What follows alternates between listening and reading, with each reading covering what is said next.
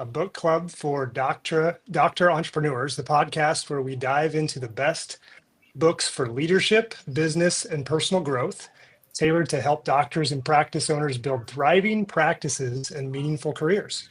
I'm Kyle Clutie, joined by my fellow co-hosts and esteemed colleagues, Dr. Brianna Rue and Dr. Aaron Warner. Together, we're not just doctors, we're passionate entrepreneurs who believe that the right book at the right time can transform your practice and your life. Each month, we'll break down a book that inspires us, challenge each other with new ideas, and share actionable insights you can use to lead better, work smarter, and live well. So grab a cup of coffee, get comfortable, and let's nerd out together, right? So Aaron, let you take it from here. Let's introduce our guest in our book. Absolutely. So we started this. For those who don't know, we started this last year when Brianna, a year ago, joined the Aaron Warner podcast, introduced a book that has since changed my life. It changed her life, and Kyle heard that episode and said we need to do a book club on it, and so an idea turned into now a tight friendship that we'll actually get to meet in person in a couple of weeks, and in this monthly Book Nerds book club. So happy to be here. Trevor was an early listener and engager. Is that a word? An early individual who engaged and shared ideas and commented back and forth. And we said, Trevor, we work with you a ton with Team, the virtual team member organization, and Mariana actually works with me, and she's been on the podcast. But Trevor said had some really good book recommendations, and we said, why don't you come on and join us and help to lead this discussion? So Trevor, I will be honest. I'm gonna let you introduce the book, but I'm gonna be honest. When you first said it, I wasn't expecting what we got. I was expecting this to almost be a throwaway book, right? Because I didn't know the author, I wasn't familiar. We're honest here, and what I mean by that is I've read enough like Navy SEAL go jump in ice baths and swim in freezing waters and carry 200 pounds in your backpack up a mountain. I was kind of expecting the book to be like that based on the title, and it was absolutely not. So I'm thank you very much. It was a very, very, very pleasant surprise. So tell us what we're reading and talking about today. Yeah. So were you having that impression because you know me as like the Navy SEAL type? Because that makes sense. No. The book that we read was The Obstacle is the Way. And the reason I chose this book, honestly, partially is just knowing you a little bit, Aaron. We've had some conversations, and you brought up one time about your neighbor's house was on fire, and you just were in a calm headspace and just were like, I'm just going to take some action here. It wasn't any emotional thing. It was like, I'm just going to go and do this. And I thought, that's a stoic. That guy right there is a stoic. So my dad is actually a philosophy professor. And so I grew up attempting to read philosophy. And so I would get, Descartes and Plato and try to read it, and it just didn't make any sense to me, right? So he gave me Epictetus, which is the Enchiridion, the handbook, which is a Stoic philosopher. And I was like, oh my gosh, I can understand this, right? Like it makes sense to me. It's like a cool way to live. And then Ryan Holiday came out with this book, and he implements business practices, which I'm a better business person than I am a philosopher. And so it just was a great book for me. It's one I've read a couple of times. It really introduced me to Ryan Holiday. He's a really interesting person, I thought. He was the CMO of American Apparel. He actually was Robert Greene's research assistant for a long time when he wrote like the 48 Laws of Power and stuff like that. So he comes with this like really interesting wealth of knowledge, but a lot of people know him now as the Daily Stoic, right? He has these Stoic phrases, and he goes out and he talks a lot about Stoicism. And I think Stoicism has a lot of great things that we could take away. And I think that we all got some of that as we were reading the book. Yeah, we're definitely all Stoics. I've been following Ryan Holiday for quite some time. He also has another podcast that he does daily called The Daily Dad, which if you are on there, it's just quick little nuggets that you can take away. But for our listeners, what Stoicism is, it's not a religion. It's a way of practice. And so there's many Stoics that you don't even know that were Stoics. So like George Washington and Thomas Jefferson, and like the list goes on and on of people that have looked to the past to understand the present and the future. And so what you do with Stoicism is the quick definition. I looked it up before we got on here, is focusing on what you can control, accepting what you cannot, living virtuously through the four cardinal virtues, which is wisdom, courage, justice, and temperance, practicing negative visualization and considering the impermanence of life, which is memento mori. And so that, I think, will jump us into the book, which is, will you be blocked by the obstacles, or are you going to advance through them, over them, maybe stay still, go backwards, under, over, like we've all done that on this call. So I'm excited to kind of jump in and see what we each took away. Absolutely. Well, this to me came to light, and I actually did a quick 10-minute podcast last Friday. I was in Denver. We had a large meeting there, and we, with the F3 group, with Chris, we had gone running on and worked out on Friday morning. Wanted to do it again Saturday because it was beautiful. It was snow. Southern California kid, we don't get this, right? It was not the sticky snow. It was like fluffy, powdery snow. And so we were just running, talking, creating courses and challenging each other. We were about a mile out, turned to come back, and the snow had covered the sidewalk, so I missed the edge of the sidewalk and rolled my ankle, ended up getting an aversion fracture. And so I've got a pretty cool little brace on. The group that was with me, supported me, and we kind of hobbled back. And a great way to ice your foot is just drag it through the snow. So it was frozen by the time I got back. But what was interesting is that the experience coming back after that happened, beyond the pain, we had some really good conversations. We had some really neat, I got to know these guys differently than I would have before, because you can't talk when you're working out at the level that we were talking. And when I got back and people heard, of course I got I'm so sorry that happened, or that's what you get for working out. And it was all very negative, victim type of comments. And in my mind, I never went there. I mean, it hurt and it's a bummer right now, but I got a really cool experience in conversations with the guys there. My first thought was, this is a cool opportunity. They get to help me, right? Because we live to help each other. It's really hard for me to accept help. And so it was a good opportunity for me to practice letting others do something I can't do, or I can't do very well. But just the conversation. So I was laughing during that and reflecting on that moment, because it felt to me like the book really wanted to solidify its message by making me roll my ankle. I think, too, a big message to kick this off, too, is it's a formula for thriving, not just in spite of whatever happened, but because of it. And you all have, if we just reflect back on our lives, we all have those moments, right, where you can keep going, you can stop, you can pick yourself back up, and building our practices and our companies and all that we do. It's what makes you who you are. And you either can fall asleep at the wheel. So one of the quotes in the book, he says, a life that is cushioned falls asleep. Ooh. And we'll probably get to that later on here. But that's, again, why we're so passionate as both doctors and all of us as business owners, right? We have a great profession, and we're seeing so much of it fall asleep, so much of it slip through our fingertips by not doing the work that we need to as leaders, which is why here's this podcast. Yeah. Yep. Kyle, what Yeah, was your absolutely. initial takeaway? I read this about 9 or 10 years ago, maybe less than that. And I didn't have the same thought as you did, Aaron, about like, oh, this is another, Goggins type book.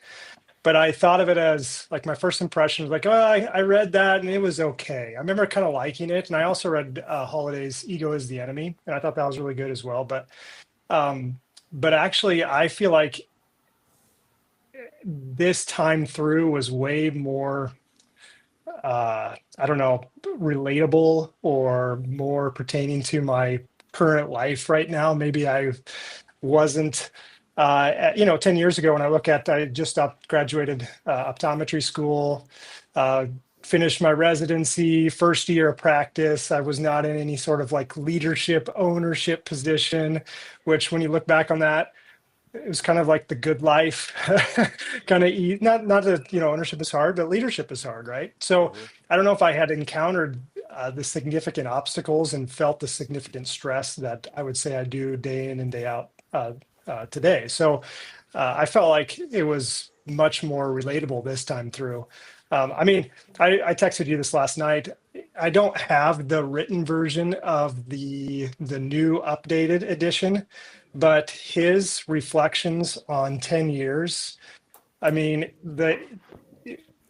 considered buying that just for that section. I have it on Audible, but it's worth like rereading almost yearly, because he talks about how he wrote the book, but then in his reflections, he talks about going back and he reflects on all the things that happened in those 10 years since writing the book, from the pandemic to things happening to his own family farm, to family issues, to almost losing his bookstore, and just realizing how impactful having the mindset of stoicism has helped him through that. And he uses the quote, I just loved the quote. It was something like it's essentially how to turn adversity into advantages. And that's probably the quote that sticks with me the most, is it sums up it all so well, as how do you turn adversity into an advantage, where it's seeing the advantages within the adversity. And so that was my big takeaway of just, it was super helpful for me now, because like I said, I'm in a different position, in life, and different obstacles that I face every day. And I'm interested to hear too from you, Aaron, like what was it that about the book that didn't feel so Goggins can't hurt me type diatribe? I'm not in the military, never was, but I went down the path of I'm going to do hard physical things. I've run multiple Ironmans. I used to run half marathons for fun, right? Marathons were training runs for larger events. I've done plenty of Spartan races and just, strong feats, right? And quite frankly, if we're going to be honest, I did those because 21 years ago I lost my brother, and that was how I lost all emotion but pain was where I could feel. And so I would push hard, because then I would feel alive because I had that pain. Looking back, I remember how silly this sounds, but at the time in my mind, and I think I verbalized it multiple times, is so when somebody says, how far are you going to run? I said, I don't know, because my run doesn't start until it hurts. So I would run until it hurts, and then I would run more, because then I would feel alive in that pain, right? And so the physical thing, I think that's the Goggins kind of mentality, is just the physical stuff. Where this was very different, it's that mental toughness, that mental strength. And the one single quote that stood out for me in this book is, it says, choose not to be harmed and you won't be harmed.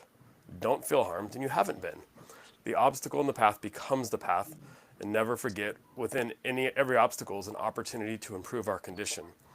And when I read that passage, and the rest of that day and the next couple of days, it stuck with me, and I realized how quick I was and others around me to be the victim, and choosing to be the victim, right? Whether it's in work and, Costco steals my patients, Warby Parker steals my patients, 1-800 takes my patients away, right? I'm a victim there. Or, the idiot cut me off for the person, we all know you're supposed to run through a yellow light as fast as you can so 5 more cars can go, but one person decided to stop, which held us all back, right? Now I'm late because of them, right? Everything happened to me, and I was choosing to be a victim. And for some people that I had talked to about it, it was a bitter pill to swallow because we wanted to defend how it, I couldn't have done anything. Or on the flip side, just simply choosing not to be harmed got rid of the whole cascade of events and really opened up opportunities. So going back to work, what can I learn from Warby Parker? Because those dudes are smart. So I don't want, and it helps me up my game. I don't want to go watch a big soccer fan. I don't want to watch a soccer game that they win 5-0. I want that game that's coming down to the wire because it's going to elevate both teams to play their best. So Warby Parker now challenges me to be better, to challenge me to look at what we do in the office, to say, how can I step up my game, right? Because they've stepped up, they've made me do so. So that for me was that kind of that mental in my head, in my heart. How do I look at things differently so that I'm in control? I think it's funny when I think about that statement of control what you can control.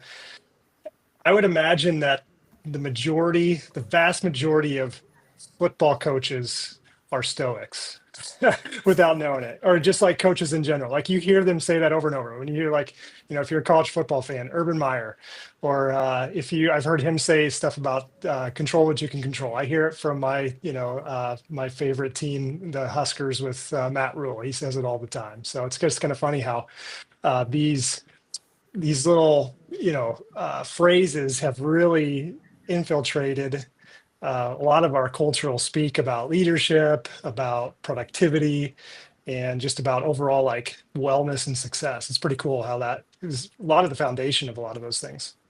Yeah, even Nick Saban in the book, he talks about the 7 seconds. So every play lasts about 7 seconds. And so he just gets them focused on 7 seconds. But Aaron, what you were saying too, that part of the book where it says focus your energy on solving problems rather than reacting to them, I feel like we've all become really, really reactive. And it's not about taking your piece of the puzzle or the pie. This is about collectively making it bigger. And this industry has a huge opportunity to do that. So one quote that stuck out for me was by Miyamoto Musashi. I'm probably butchering that, but it says, "The perceiving eye is weak. The observing eye is strong. The observing eye sees simply what is there, and the perceiving eye sees more than what is there. Observing sees events clear of distractions, exaggerations, and misperceptions. Perceiving sees the obstacles and the setbacks." And I think that that's what we're constantly doing. And if we reflect back to March of 2020, how many of us came out of that and really were reawakened, right? A lot of us too, where we're still on that. It's such a special thing that we all actually got to go through. And yeah, it was a massive obstacle, but look at what this industry has done. Look how far tech forward we've become. Look how more we're investing in our teams and our people because of that. And it's not again, I think that we look at competition as bad. I look at competition as a really good thing. Yeah. And I think that that's an important thing. You just have to keep learning. And so seeing other industries, and we talked about this before, the dental industry and the vet industry and all these industries, we all do the same freaking thing. Patient calls you, wants to see you, they make an appointment, you get them back as fast as you can, you take care of the problem, you check them out. Like what we do, yes, you have a cool coffee machine, or you have a practice that was just redesigned, or you have an amazing 4-offer, like whatever makes you special, right? We just all do the same thing. So it's finding out efficiency, is finding out how to be effective, and then getting back to that passion. I've just seen so much of that ripped from this industry with the competition and what's coming. And we all know on this call what's coming. Guys, Oh yeah. like, wake up. Huge opportunities, but don't fall asleep. I love that you're the person to say passion, Brianna, because there's very few people that reach your passion level. I feel like you have a gift. I feel like that's why you do really well in this. It's contagious. It's so awesome. You did mention too 2020. I'm just going through this again.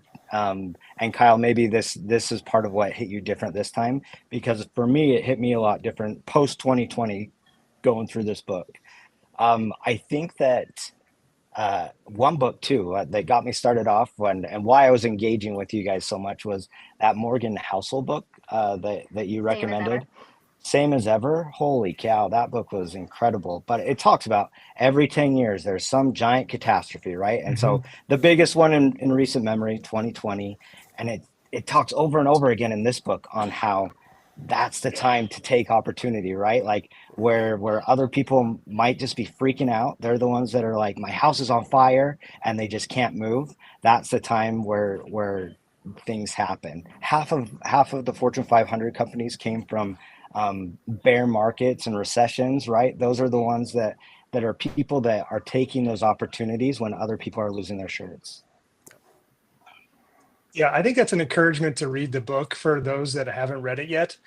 Is Holiday, I mean, he is a storyteller and he's got so many unique stories that are within almost every chapter has a different person and a different story to tell to draw out some sort of concept that, supports the whole thesis of the obstacle is the way. But you're right. You just, when you read through that, you just think, like you just realize uh, most all great things and innovations and advancements and progressions and most all realms come through adversity, right? And come through somebody like not just avoiding the obstacle, which is a lot of our tendencies, mine included, but it's making the obstacle the way, and I think that's the powerful part of the philosophy as well as just the book. Yeah, I'm glad you said that, Kyle, because he talks about how fear is debilitating, and so a lot of us avoid fear, right? Obstacle for me represents the fear. I'm afraid of something bad happening. I'm afraid of potential bad outcomes, and so in avoiding that, we avoid opportunities. We avoid some positives, whether it's a lesson or a financial gain or whatnot. And so the obstacle as the way for me is kind of finding that fear and running into it, right? Not blindly, not stupidly, right? We're not saying go buy a bunch of equipment that you can't afford right now, but let's look at the opportunity. Let's look at the leap to bring on a virtual assistant. How on earth am I going to work with somebody in Brazil that has no idea who I am, and I'm going to look really dumb because I'm unorganized and they're probably smarter than me, and how are we going to communicate? Instead taking the leap to say, hey, let's figure this out. Right? What's the absolute worst that can happen? And I think he talks about doing pre-mortems. Like, let's look for the worst that can happen. Right? And the worst that can happen is I lose a couple $100 because I tried something and it didn't work. Right? Or you call me cussing me out that it did work so well. Or I call you and cussing then- you out. Now let's not say I wasn't cussing you out. I was so excited. I was using juvenile words because I have too many friends in the Navy. And My by the way, favorite when word too, Aaron. by the way, when I hurt my ankle, I apologized to the guys I was with. I said I'm sorry. I said a lot of bad words, and they said, "Oh no, you just said one bad word. You just said that one word a lot." And right, so it changed my life because I said, "Hey, let's just try it." Right, this feels different. It feels weird. It feels outside the box, but let's do it. And so looking towards that fear, and then knowing if you've gone through the pre-mortem, what are all the bad things that can happen? When they happen, you're not surprised. And I think he talks about it too. It's that the unexpected bad is what we're afraid of. So if you expect that it could go in a bad way and it happens, you're no longer surprised, and it's not really that big of a deal because you've already walked through it in your head. You've already tried it in your head, and you've already kind of worked through what could happen.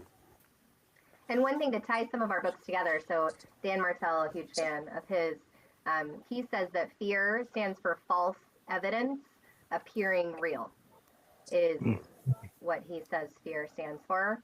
And I think too, it's important to remember, another takeaway was this moment is not your life, but just a moment in your life. And so the ups and downs that come is the more even keel you can take that as both a physician, a business owner, a mom, a wife, a friend, like all the things that you are. It's important to remember that. And one other thing too is that energy is an asset. and a renewable one. Yep. So some really other cool things there. And then he said too, one other thing, what was it? It's just about standing still. So most people get so paralyzed by not making a decision that that's really the fool in all of this, is saying tomorrow I'll do it, tomorrow when this time is right. And that's where he kind of went into all these things that were started in a recession. They were so focused on what they were doing, they didn't even know what was going on. Can we apply that that this is just a moment in time to Yelp reviews too, right? You didn't die because one knucklehead gave you a 2-star review. Like can we all give ourselves permission to just say, like, Yelp does not reflect who we are. No. It does Yeah, not. amen. Hey, One of my the favorite Great Wall of chapters. China has a 1-star review. What was that? The Great Wall of There you China go. has a 1-star review. Not Because going. it was too long, couldn't walk. It was just a wall. It was just Yeah, a forget wall. that. Yeah. That's amazing. That's so good. One of my favorite chapters, I texted you this, was the chapter on persistence. I'm just going to read a little bit of that. So, because this is just like most of the book, I just need to be constantly prodded with this information, because sometimes, you get busy and life gets difficult, right? But the thing standing in your way, this is from Ryan Holiday, page 78, I believe. I forget. Part 2 in the action component of the book. So the thing standing in your way isn't going anywhere. You're not going to outthink it or outcreate it with some world-changing epiphany. That was big for me. You've got to look at it and the people around you who have begun their inevitable course of doubts and excuses and say, as Margaret Thatcher famously did, you turn if you want to, the lady's not for turning. Too many people think that great victories like Grant's, Ulysses S. Grant, he was telling a story about him, and Edison, so Thomas Edison's, came from a flash of insight, that they cracked the problem with pure genius. In fact, it was the slow pressure repeated from many different angles, the elimination of so many other more promising options that slowly and surely churned the solution to the top of the pile. Their genius was a unity of purpose, deafness to doubt, and the desire to stay at it. I like that. I don't have a comment on that. I just think it's You just incredible. mic dropping us already. There you Kyle. go. Yeah. Well, in putting that quote in reference, when it talks about how Grant's military move to take all his boats, right, past, they talk about the battle, right? So he took all his boats past the front line, basically, so he had to fight his way back out. And, Right. right, so talk about commitment, right? We're not going to, there's no more trying at that point, right? We've looked at our options, we're committing, we understand that it could be a catastrophic result, but we're going to have an answer one way or another. And the commitment to engage with that surprised everybody and made him successful. Yeah.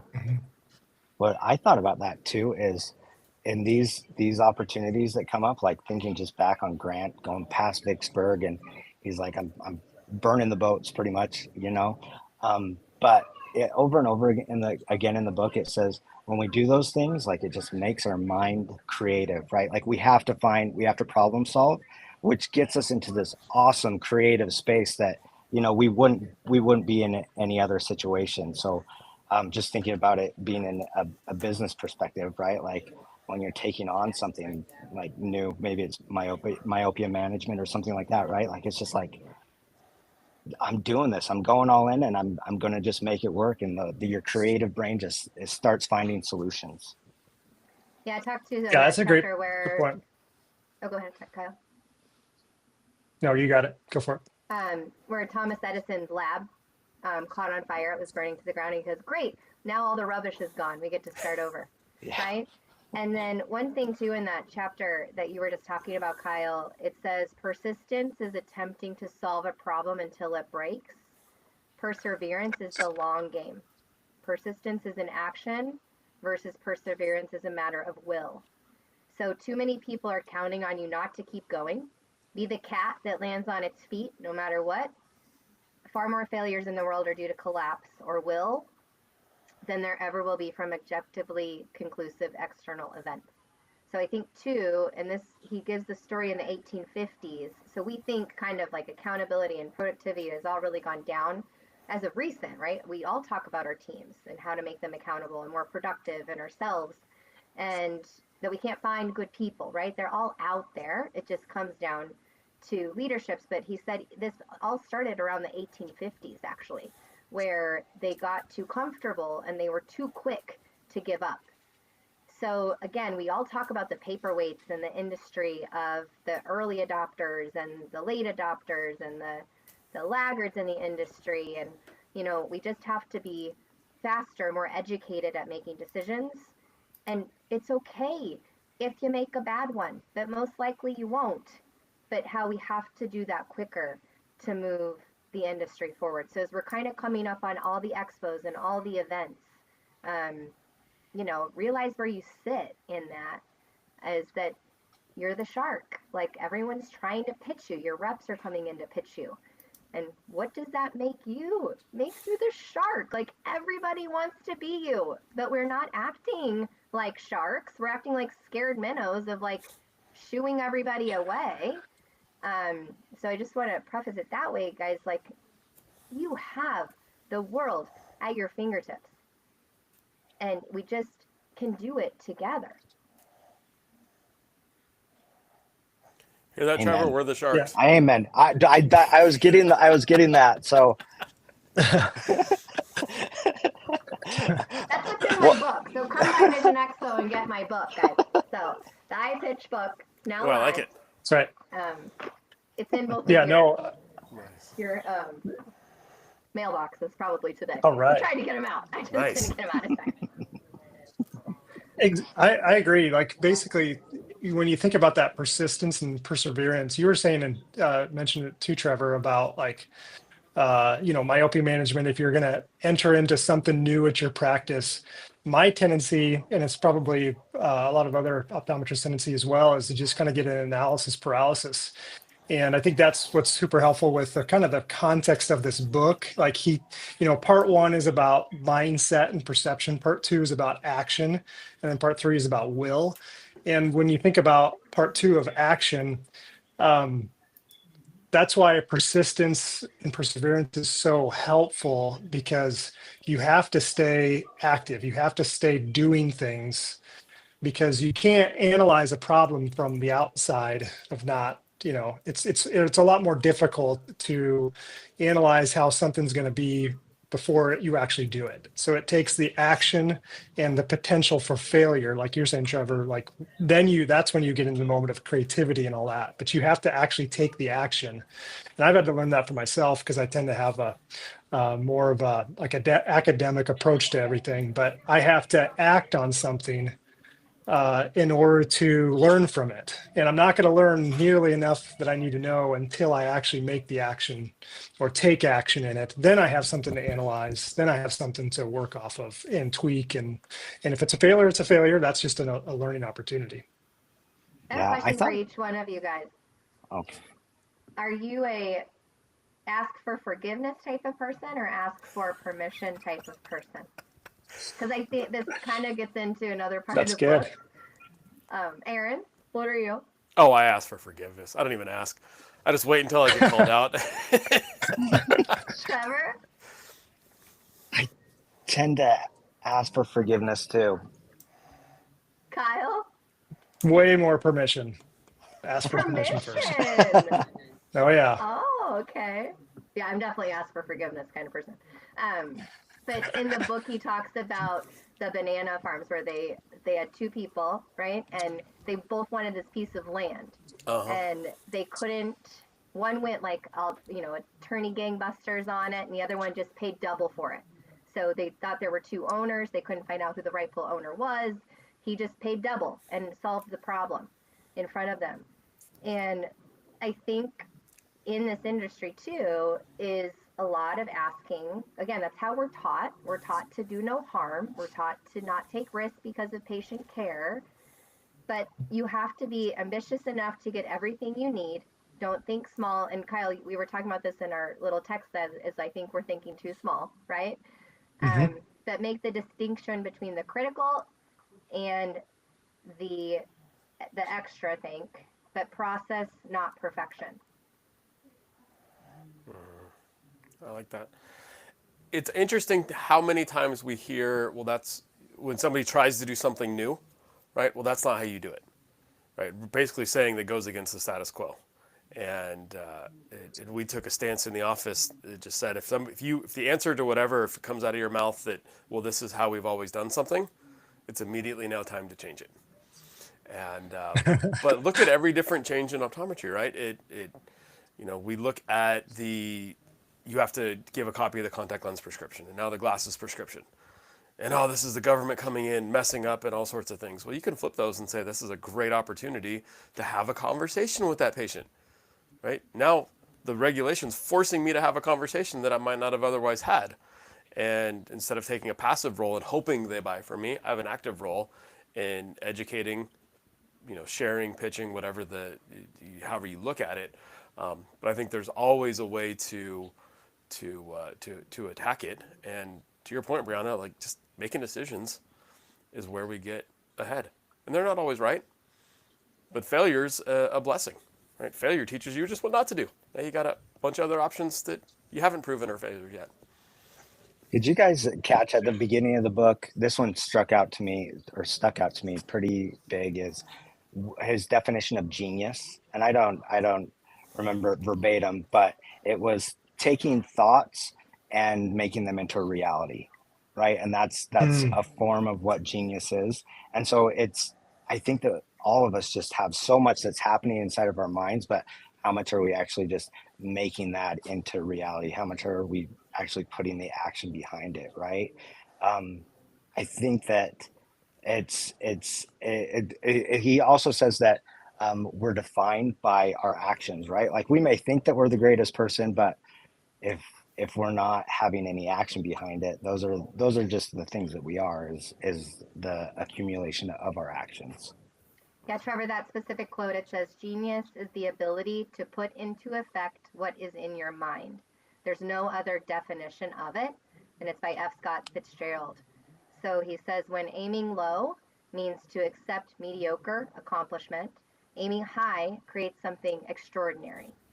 So when you believe in the obstacle more over the goal, what do you think is going to happen? Yep. That's a good Yeah, I quote. love that chapter. So thinking broadly, we always like to kind of think, of course, we're talking about the industry, but, pontificate if we can. What are if you were to think about some of the biggest obstacles that we face right now, obviously we could list them out. There's a lot of them out there in our industry, and there always will be, right? So the silly thing is to think that we're going to get into some like new horizon where nothing is ever hard and there's no problems to solve, right? It's just like we have to show up every day and just solve problems. That's our job. But what do you think? Like, I'm interested to hear your perspective on it. All of you is what are some obstacles that you think are the way? Like what obstacles do we see in the industry that should not be avoided, should not be feared, but actually need to be, we need to use this, Stoic philosophy and say, hey, that's actually the way we need to go. Any ideas come to mind for that? I'll jump in. I think that with the vast amounts of knowledge and automation that we have, I think that the obstacle of I don't have to be the data collector anymore, right? I can look at things. So I haven't put a soft contact lens on an eyeball in 5 years, right? Except for my 13-year-old daughter, who gets frustrated in the morning and I have to do it for her. But I've got a great trained team of techs that are NCLE certified that do all that work for me, right? And do the work for the patient, so I can move on to focusing on other opportunities so that we can take better care of the patients. I'm in the process of trying to take anything that doesn't physically require a person to be in the office and move them to a virtual team member, because why have more bodies than I need to, right? Let's try to find some efficiencies and have the virtual team members call patients ahead of time to get chief complaints and run case histories so that the charts already started and partway done before we get to before the patient comes in, so we can maximize efficiencies and we can be better prepared for them. So I think the looking at the obstacle of, well, reimbursement hasn't gone up and now I've got to go faster and like they just don't value me, is focusing on the problem, but realizing that now there's an opportunity where I can be more efficient. Patients want better care and want to be more efficient. I can provide that now. And in the long run, I'm making more money because I'm taking better care of more people. Changing that fork in the road and going towards the little bit tougher, but at the ultimate outcome where it's everybody wins. Yeah. And mine is like selfish. Like I was part of the board in Florida when that FTC rule was coming. And I read the rule really closely and I was like, well, this is cool. We can send it digitally. Well, my EMR is not going to be able to do that. So how hard could it be to build a tech company? Oh my God. Talk about obstacles, like just money stolen, all the things that like we just kept getting up and, we've had cartoon characters made out of us. We've had, like I could write a book on this shit, but Well, you did. Yeah, is that what that book is?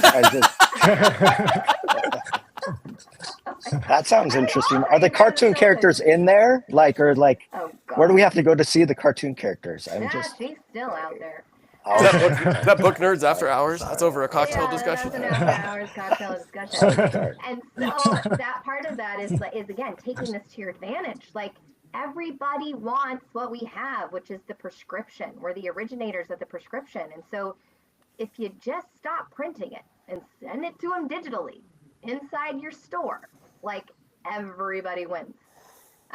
So it's flipping all these things 180 and seeing it from a different perspective, because we just legislate ourselves out of this too quickly by not understanding the business case or the use case. And so what Aaron was saying too is it's really questioning everything. Do I have to do it that way?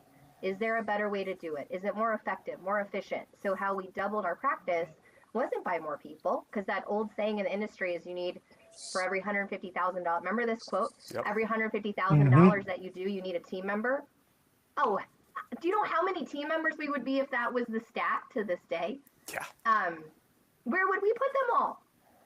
And so it just is about investing in automation. What your team should be doing, and what they shouldn't be doing, you need to leverage that. Mm-hmm. Yeah. And put up with the bumps in the road, guys. Like, it's tech. Like, love it. Trevor's preaching. What about you, Trevor? So I definitely see the industries through a specific lens, right?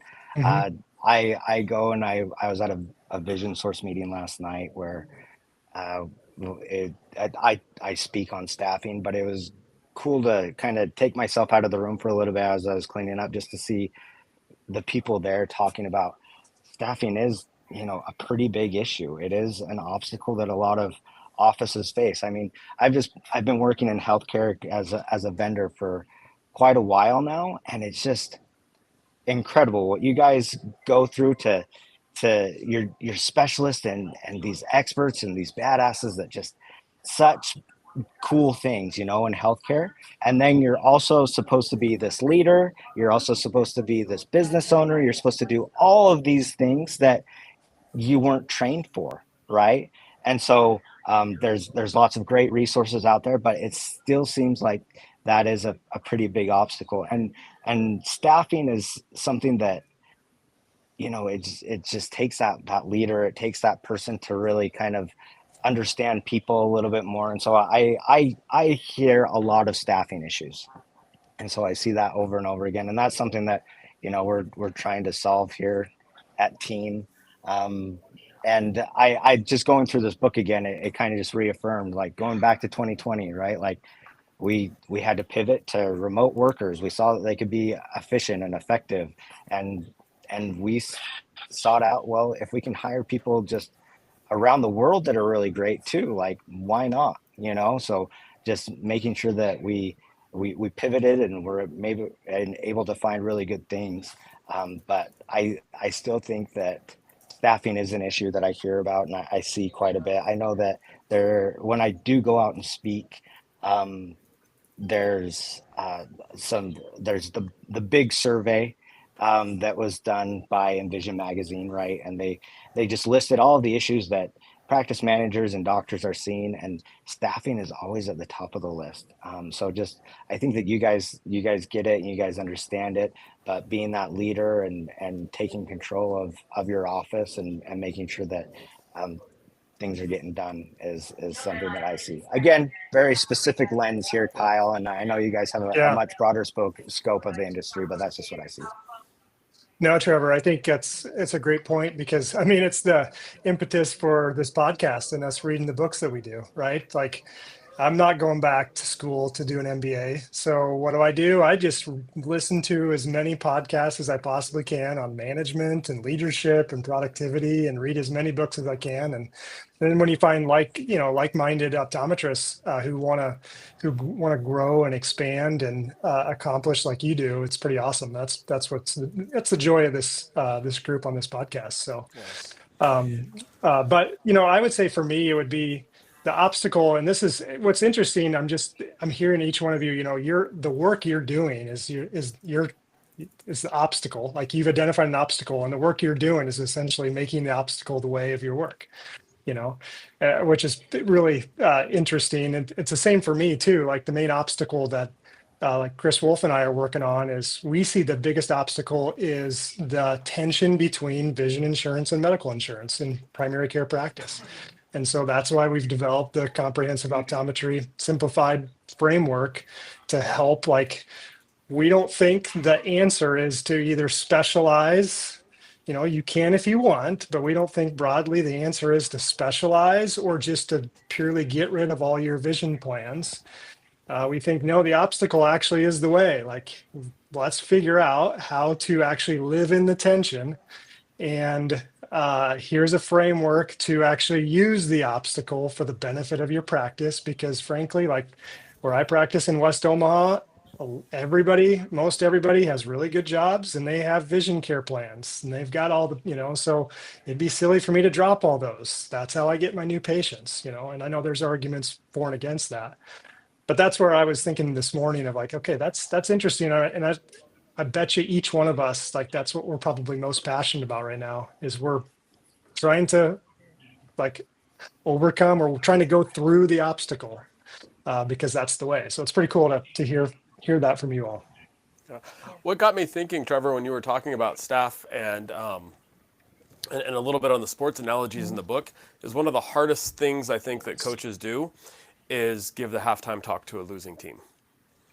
Because if you are going in at halftime, and again, I'm thinking soccer where you don't have time to pull your players in between plays and whatnot, right? You've got a finite amount of time, and you want to tell them how much they're sucking and how much they're not doing what they're supposed to be doing, and you want to berate them, but they still have to go back out and play for 45 more minutes.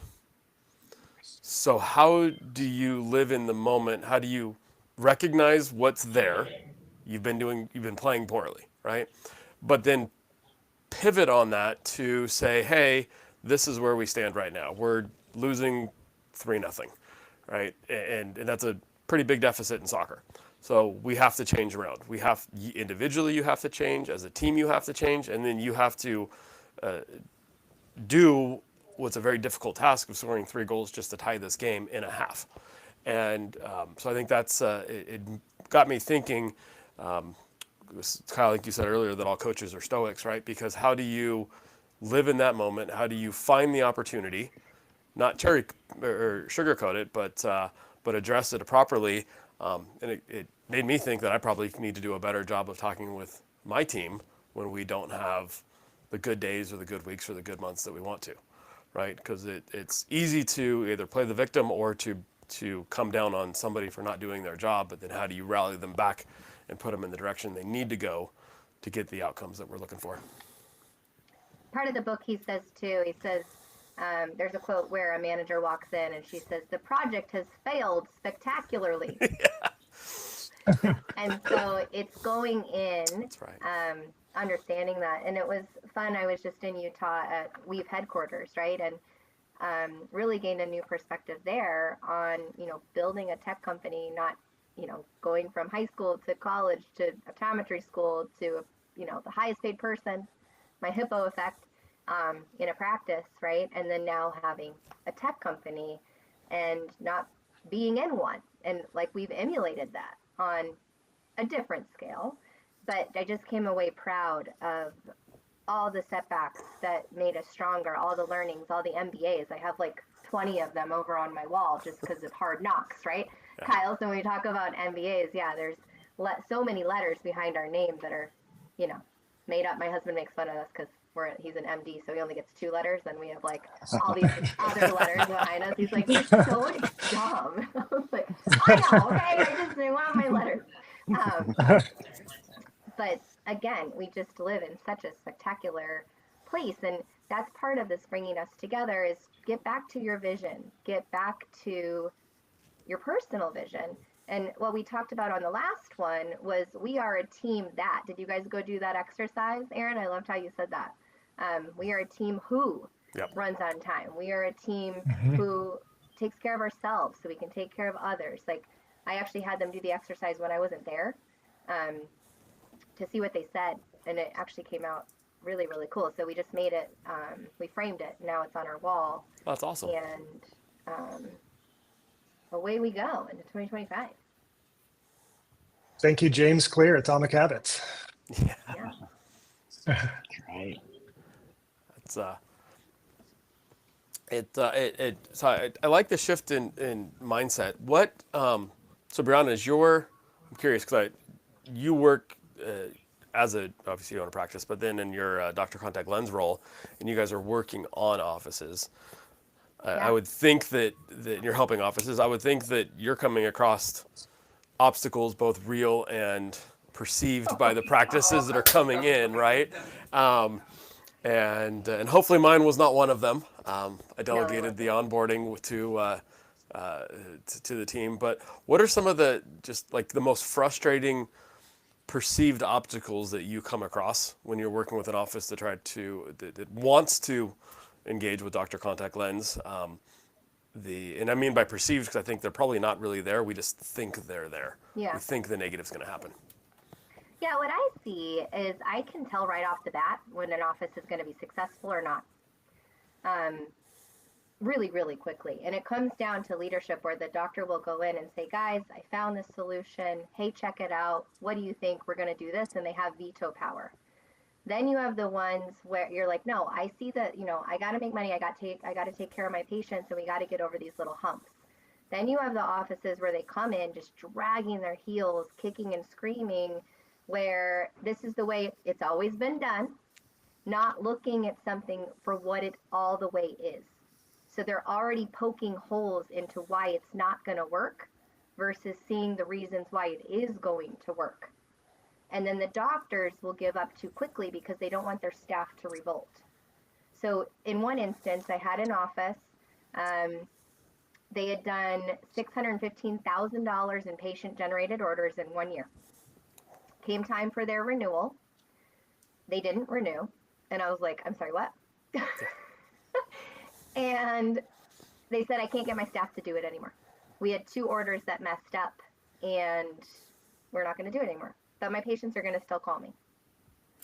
So it's just silly things like that where it's like you did the heavy lifting to get everything rolling, and then we're so quick to not see the snowball effect take place for anything. So that's, again, the differentiation, I think, in leadership, in realizing that, a business needs money, a business needs fuel to run. And the world is changing at a rapid pace. So you can either be part of it, or you can still think patients want to come back and pick up their contacts. They don't. So that's kind of where I'm seeing, again, I can tell if you're going to be successful or not right off the bat after that first training. That's interesting. So, Trevor, what do you guys see when an office is looking to engage their first I like the phrase virtual team member more than virtual assistant, right? Because they're part of your That's team. right. But when they're looking to bring on and engage with a virtual team member, what perceived obstacles do you find that you guys butt up against too often? Yeah, it just seems like they want that silver bullet. They want that team member to come in and to know everything and just to take all of their burdens away, right? Um, and we love working with the offices that we've they come to us and they like, we know that they're going to have to get used to our procedures and everything that's unique for our office, you know, where they've seen it and they've talked to somebody that's been successful. Those are usually the best ones. So whenever you guys send over people, Aaron, Brianna, or Kyle, those ones are usually pretty good because you guys have kind of prepped them. You're like, this is what's been successful for a virtual assistant or virtual team member. Trademark Aaron Werner. Is that what we're doing, right? So, You know where to send the royalties. so uh, when they just understand that it's going to take a process, and yeah, they're rock stars, but it's going to take a couple of minutes. It's going to take that training, and so we again, like Brianna said, we kind of know those that are coming into it where they're like, oh, I have all these problems, and this person's just going to solve it right away. We know that that's not the best situation. Well, I will tell you, you had one silver bullet, and I got her, Mariana.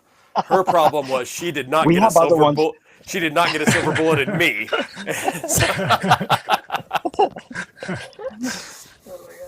There's more. That's good. Mariana is amazing. She is so cool. Sorry, just to take this off, but there's other ones too. Just if anybody's looking for a remote employee or whatever Aaron said, that type of Virtual team person, member. Yep. the virtual team member. And I think too, this gives you a time to slow down, to speed up. We're so quick. Yes. On to the next, on to the next, on to the next. So in our practice, our new term is every patient, every encounter, every time.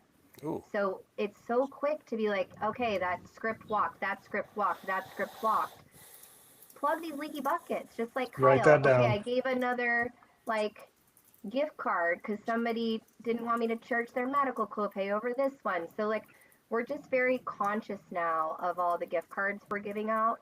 We charged a 99213 instead of a 99214. So there's just so much opportunity in what you're doing. And just stop with the on to the next. Like that's exhausting. No wonder we're all exhausted. Yes. That's part of it. So that's Trevor's team, all the things that you get to invest in, it just slow down to speed up. Yes, and we're putting into play the principles of the Comprehensive Optometry Simplified, the pillars, right? So instead of having goals, like I told you guys this year, we're going to go back. We're looking at all of our systems, and it's amazing what happens when you start knocking them down, because they were kind of built like a house of cards, right? And it wasn't bad, and it worked, but it could have been built a lot better. We just didn't have the full infrastructure. We built as we went, because we want that instant gratification. We want to solve the solution now. One person complained, so we have to rebuild the whole thing for the one person who complained, instead of having a very clear structure pillar. So yeah, I like that. I wrote down the every patient, every encounter, every time. Cool. So awesome. Well, we're getting close to the end of the hour. Want to respect everybody's time. Last minute kind of takeaways. What if, Kyle, what are you thinking right now? What am I thinking? I'm excited that we read this book. I'm excited that I got to read it again because, like I said, I think it just reinforces the mindset of solving problems, right? And it helps me personally, and I hope it helps other you all and other optometrists as well. Is just see, problems and obstacles and conflict in the office as just like, hey, that's what I'm here for, and that's my job, and make that obstacle the way that's your challenge for the day. And so, yeah, I'm glad you recommended this, Trevor. It was a great read. Yeah, that was good. Brianna? Yeah, mine was I texted you guys this song and you guys all went wild. So it's like, I get knocked down, then I get up again. You're never gonna take me down. So like that's like the whole thing. But really just anything can be turned into your Chumbawamba. advantage. Oh yeah, that was the one song I could dance to in high school, right? You guys both went That was wild. like that was my favorite song in 8th grade. It's still my favorite song. Yeah. Oh. I like your version a little bit better though. Like, when's that going to be on Spotify? Oh, I'm a jingle girl, so I can, one of my things. But just don't be intimidated. Turn anything to an advantage. And I love in the book where he's like, I'm not telling you not to like sulk or not feel the pain or go through some really tough things, but realize there is a way out, and you can do that faster in some cases, slower in some cases, but really it's just putting one foot in front of the other. Yep. I like that. Trevor? Well, thanks for letting me be here, and I won't take up too much of your time here, but I'm so glad that we were able to go through this book again, and that let me pick. I think that it kind of takes off into my other favorite book, which is Man's Search for Meaning, right? Viktor Frankl, he's the ultimate, 20th century Stoic. And what he says is like life has purpose and life has meaning. And when you're just always going towards that purpose, then everything else can kind of fade away, right? And I think that especially, right, like you guys have done so much to put these businesses together, and you've gone to so much schooling to be an awesome optometrist, right? Like that's your purpose. Like really focus on that and just take it baby steps at a time. The other really big Stoic of our century is James Stockdale, and he was in Vietnam and in a prisoner of war camp, and he said one thing about the people that didn't succeed and that died in the prisoner of war camps were those that were waiting on Christmas. I'll be fine when Christmas gets here, right? But those that had the mindset of we're going to be fine, but it's going to take time. I just need to get through today. I think that that's a big impact of what this book is, right? Like just take it each individual day, each individual problem, and really find each obstacle throughout the day and celebrate those wins. But thank you so much for letting me be here. This is awesome. I really respect all of you. So thank you so much for letting me do this. Oh, well, thank you, and thanks for reaching out and suggesting this. I have one quote that I think really, really resonated and kind of pulls everything everybody says together, is that each time you'll learn something, each time you'll develop strength, wisdom, and perspective, each time a little more of the competition falls away, and so all that left is you, the best version of you. So the more we just keep hitting it, we keep challenging ourselves, we keep facing the challenge instead of running through it, or running away from it rather. It ultimately that's how we get the best us and the best teams and the best practices and all the above. There's the Aaron Werner mic drop. Boom. I love it. So awesome. Kyle, we are going to need to update the intro to add esteemed author to Brianna's. We will. Right. I will do that. Now that she's got the I'll let book. ChatGPT know. Yes, and so look forward to this next time. The last Wednesday of every month.